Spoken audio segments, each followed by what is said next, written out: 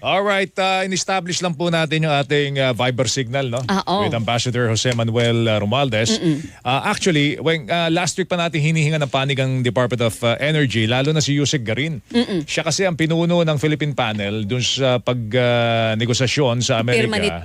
At nagdulot po ng pagpirma natin dito po sa kasunduan na ito. Eh bakit ayaw? Wala pa rin eh. Hindi pa rin tayo nakakakuha ng panig po ng DOE dito. Bakit ito P40 nyo? Dapat maging malinaw sa taong bayan. Lalo yung mga terms of reference nitong agreement na ito. Kailangan sinasabi nga natin, yung detalye. The devil is in the details. No? Diba? Si Ambassador Jose Manuel Romualdez nasa ating linya na. Ambassador, magandang umaga. Si Joel Siweng po ito. Magandang umaga po. Okay, maganda. Magandang umaga sa inyong dalawa. Opo. Thank you. US-Philippines Civil Nuclear Cooperation Agreement. Agreement for Cooperation in Peaceful Uses of Nuclear Energy. Ano ba ito, Ambassador? Pakipaliwanag nyo nga po sa amin itong ating kasunduan pinasok sa Amerika. Well, itong 123 agreement, kailangan natin yan to be able to transfer technology on the use of clean energy. Using nuclear energy, no? Meron tayong maraming mga kumpanya dito sa Amerika na nagde-develop ng small modular nuclear power plants. Tiningnan natin yan, especially when President Marcos was here in the United States. Tiningnan niya, nag-meeting siya with some of these companies that are developing this new type of technology. At very impressive. At dahil modular at maliit at saka very, very safe. And since we have 7,600 islands, tama-tama sa atin yan. So, of course, our interest is very strong. So, we need to have a 123 agreement, which basically means the United States can transfer technology to an allied country or a friendly country. Siyempre, nuclear is a very, very,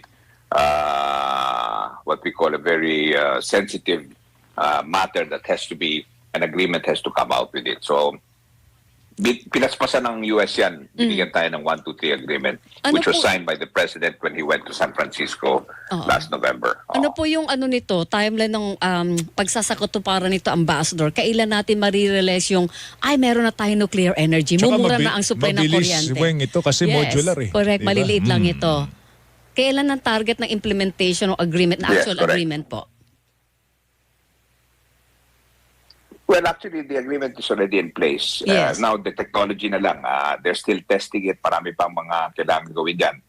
So, we have to see how this works and everything. So, I would think that anywhere between, pinakamadali na dyan, anywhere between 3 to 5 years and possibly about 7 to 10 years. Kasi it's a new technology. At the same time, nuclear energy is something that you just cannot just put on the switch. So safe to say, medyo matagal lang konti yan. But this is a long-term plan na. So safe to say, Joel and Ambassador, na bago magtapos ang termino ni Pangulong Bongbong Marcos, meron na tayong mga modular nuclear power plants dito sa Pilipinas. Yan ang hope natin. Yeah, that's his hope. That's my hope also. At least makita natin maski na isa lang that can be tested in one of our major areas. Dahil ito, ang maganda dito, this modular nuclear power plants, you can increase the power output depending on the requirement. Hindi yung magtatayo ka, yun lang ang hanggang dun lang. They can increase it up to a certain level in certain areas. And there's so many places that we can put this, especially in the remote areas. Pinakamagandang technology ito, and I really hope that, I'm really hoping that we can get this as soon as possible na pag naka-ready na. Ang tanong, Ambassador, ng mga consumers po ng kuryente, simple lang naman. Mapapamura ba nito ang presyo ng kuryente? Kasi ngayon, meron tayong kuryente, Weng, mahal. 'Di ba? Magkakaroon ng yellow red alert, yung mura magiging mahal. Yes. Dahil nga kakaunti, manipis daw ang supply po ng kuryente. Pero dito ba sa kasunduan pinasok po natin, mapapamura po ba nito ang presyo ng kuryente sa Pilipinas? Well, definitely, dahil mahal ang pagbili nito mga nuclear power plants siguro. The investment of course would be quite big. Pero in the long run, bababa yung ating energy cost dahil marami nga tayo malalagyan. At saka alam mo, yung cost ng energy, marami tayong pwede pagkukunan. Ang problema lang talaga yung national grid. Yung pag-deliver nito mga power.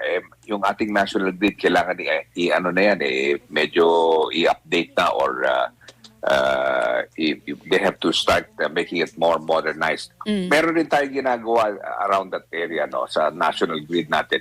But we have to have a complete mix. Hindi lang nuclear. Kailangan kasama dyan yung hydroelectric. We have to have, of course, the natural gas. At saka power wind, may solar wind, lahat yan.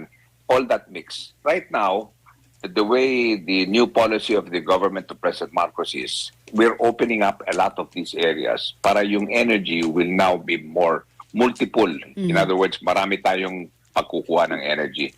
The delivery now is where we have to start working on. Para ganon, it can spread out and it will become cheaper in the long run. Dahil fuel cost, as we all know, depende yan sa market. Taas, bababa. Ito pwede medyo stable ng konti. Ambassador, dun po sa agreement natin, 1, 2, 3 agreement, may nakasaad po ba dito kung halimbawa ang gobyerno ang magpopondo para malagay dito sa Pilipinas yung teknolohiya at makapagtayo tayo ng modular nuclear plant? Or mayroon tayong papapasukin ng mga negosyante na sila ang magtatayo nito dito? Yes, we have itong mga kumpanya na we're talking with, siyempre kasama na dyan yung installation at saka yung the training of people to be able to run these power plants. So private sector po yung mga negosyante po yung magpapasok ng teknolohiya dito, hindi government ang kukuha nito. Alright. Yes, definitely. We have a private sector component there. The government, of course, has to be part of it dahil siyempre they have to manage and control that dahil it's a new technology and it involves the nuclear technology, which is also very important. Kaya meron tayong government 1, 2, 3 agreement between the United States and the Philippines. Actually, magandang kasunduan na po ito. Bagamat hindi natin karakarakaweng mararamdaman yung epekto nitong kasunduan, pero kailan pa natin sisimulan? Ano? Ito'y nasisimulan na po at yung proseso in the next 3 to 5 years, baka maramdaman na po natin yung epekto nitong agreement na ito sa usapin ng pagpapamura po ng ating kuryente. Pero meron pong gustong tanongin si Weng sa inyo tungkol po dun sa sulat daw po ng mga Republican. Ilan to, Weng? Dalawa? Dalawang US Senator. US Senator, mga Republican Senators daw po ito. Sinulatan na po si President Biden. Ano ba ang balak ng pamahalang Amerika? Kung sakasakaling lumala ang problema ho ng Pilipinas dito po sa West Philippine Sea? Well, I can tell you na talagang meron tayong bipartisan support ngayon dito sa Amerika dahil talaga both Republicans and Democrats are very concerned with what is happening in the West Philippine Sea. At saka, of course, itong recent event that happened last June 17, talagang nationwide. In fact, ilang meetings nagkaroon ako dito sa Amerika dahil many of them were interested to know the details of what happened. At saka tinatanong sa atin lagi, ano pa talagang pwede namin gawin para sa inyo dahil talagang kami, sila, meaning to say the US Congress is prepared to help the Philippines, no? And I'm happy to report that they have increased the budget for the Philippines from almost 5 times of what they were giving us for the coming budget, and then perhaps next year we will have a lot more, no? And dahil ang ating sinasabi sa kanila, gusto natin i-modernize yung ating armed forces para naman pwede talaga tayong allied partner na hindi lang tayo laging nagdi-depend sa mga dayuhan like America or ibang bayan. We want to be able to defend ourselves at saka kung magkaroon man ng conflict, kasama tayo doon, hindi tayo parang kasama tayo pero wala tayo maibibigay, no? So and I think they understand that and they're very pleased with it. Kaya ang support sa atin ngayon ay talagang unbelievable para sa akin, no? I've never seen this in the many years that I've been dealing with the United States. The support that we're getting is just absolutely tremendous. So ibig sabihin yan, Ambassador, ano man na maging resulta ng papalapit na eleksyon sa Amerika, protected ang interest ng Pilipinas sa gitna sa gobyerno ng Amerika. Mananatili silang kakampi natin at sino man ang manalong presidente. Yes, absolutely. Luckily for me, medyo matagal na tayo dito sa Washington, D.C. I've had the relationship with the administration of former President Trump. So marami dun sa mga kanyang mga national security advisors at some of the other people. I've dealt with them in the past and I've kept up with them. So we will be able to hope if we, in the event that President Trump goes back to the White House, makakausap natin sila. And they assured me already that the policy towards the Indo-Pacific region, specifically the Philippines, will remain the same. Yun ang kailangan nating assurance, Ambassador.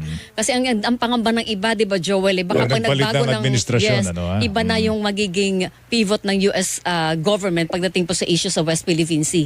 So medyo delikado daw tayo doon. Hindi naman pala. Yun Alright. ang maganda. Ambassador, mag-ingat po kayo. Salamat sa oras ninyo. Sir, thank you. Thank you. Okay, maraming salamat din sa inyong dalawa. Thank you. Mag-ingat po kayo dyan. Thank you. Have a good day too. Si Ambassador Jose Manuel Romualdez, mga kapuso. So